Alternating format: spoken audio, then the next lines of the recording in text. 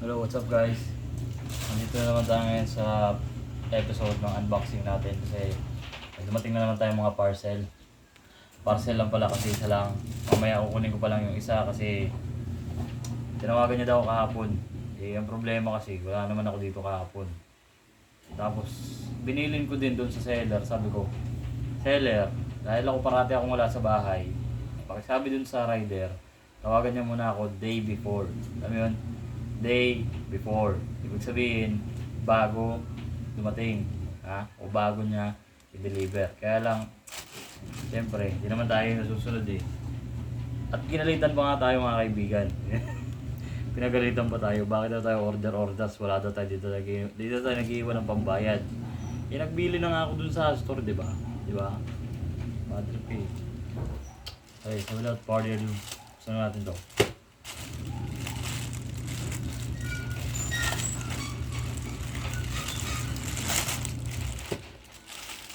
Ayun.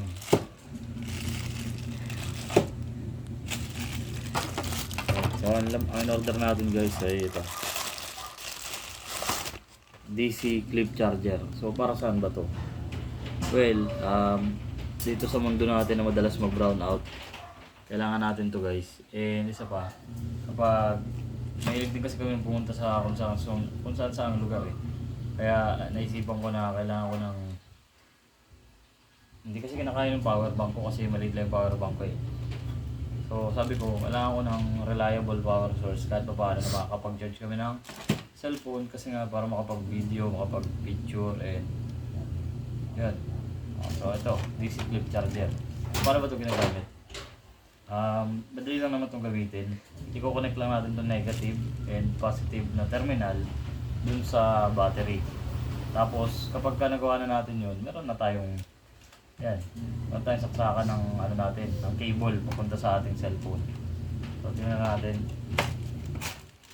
Tapos anong battery ba ang gagamitin ko? Siyempre battery ng motor ko. Safe ba to sa motor? Hindi ko alam. Safe naman siguro to sa battery ng motor.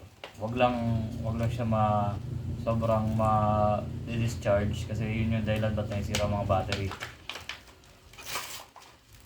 Maraming salamat sa seller kasi dumating naman ang maayos at tama yung order ko guys.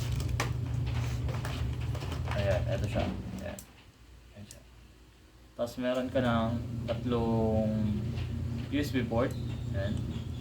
Para sa tropa mo, para makapag-charge din sila. Kunyari may bagyo, tapos matagal-tagal na nawala ng kuryente. So ayun, meron tayong magagamit na charger. By the way, yung input nga pala nito is DC 8 volts to 24 volts yung kaya niya.